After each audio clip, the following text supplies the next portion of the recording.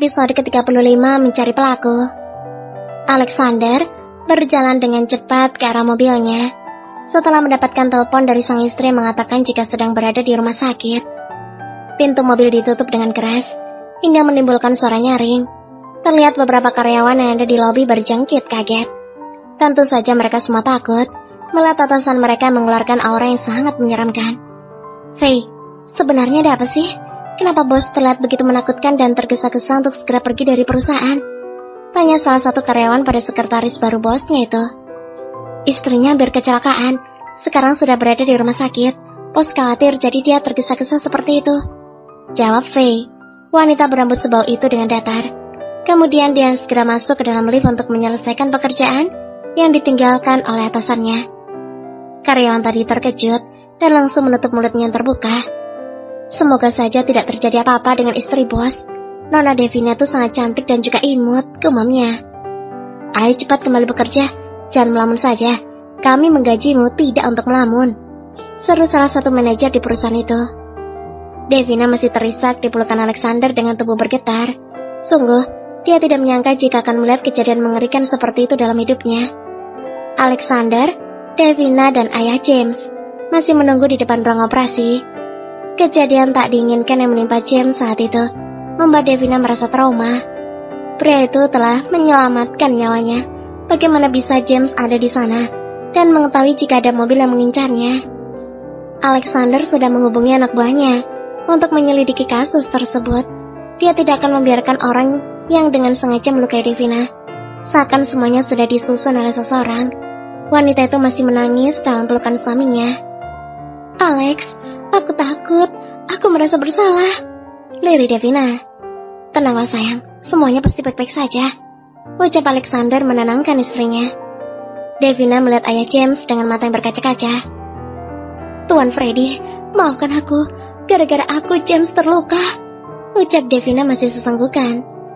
Dia masih ingat dengan jelas bagaimana tubuh James terpental beberapa meter setelah ditabrak oleh sebuah mobil yang sebelumnya mengincar dirinya. James yang entah datang dari mana langsung mendorong Devina dengan kuat, dan alhasil mobil itu menyambar tubuhnya. Tidak Nona, itu bukan salahmu. Aku tahu putraku hanya berusaha melindungimu, jawab Tuan Freddy berusaha kuat. Pria parubaya itu sangat tahu apa yang dipikirkan oleh putranya. James berusaha melindungi Devina dari seseorang yang akan menyakiti gadis itu. Itu semua sudah dia lihat dari CCTV yang berada di tempat tersebut. Setelah beberapa saat, seorang dokter keluar dari ruang operasi. Semuanya langsung berdiri dan menghampiri sang dokter. Bagaimana kondisi putra saya, dok? Seru Tuan Freddy. Pasien mengalami benturan di kepalanya, sehingga menyebabkan dia harus ditangani oleh ahlinya. Saat ini dia belum sadarkan diri.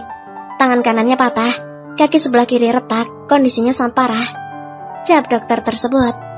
Tapi kami akan berusaha semaksimal mungkin untuk menolong putra Anda, Tuan. Terima kasih dokter atas pertolongannya, jawab Tuan Freddy sendu. Hatinya tersayat ketika mendengar kondisi putra satu-satunya itu. Devina dan Alexander saling memandang, merasa bersalah setelah mendengar semua penjelasan dari dokter tentang kondisi James. Dokter, lakukan yang terbaik.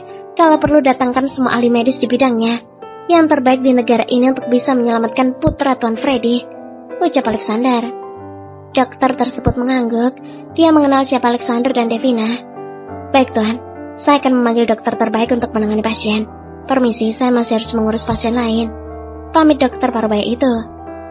Tuan Freddy, suami saya akan melakukan yang terbaik untuk James, tolong bersabarlah. Devina akhirnya melepaskan diri dari Alexander dan menyentuh lengan pria parubaya itu. Sungguh, Devina merasa sangat bersalah dengan apa yang menimpa sahabatnya tersebut. Bagaimana Andrew? Apakah kamu sudah tahu siapa pelakunya? Tanya Alexander pada salah satu anak buahnya. Saya sudah menangkap orang itu, Tuan. Tapi sepertinya dia hanyalah orang suruhan. Sayangnya dia masih tidak mau mengaku siapa menyuruhnya, jawab Andrew.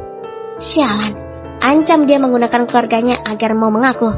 Sudah Tuan, tapi sayangnya dia tidak memiliki keluarga. Pria itu sudah terbiasa menjadi orang bayaran untuk menghancurkan seseorang. Jawab pria muda itu menunduk, merasa takut saat melihat aura dingin yang terpancar dari mata bosnya itu. Alexander menarik kerak Andrew.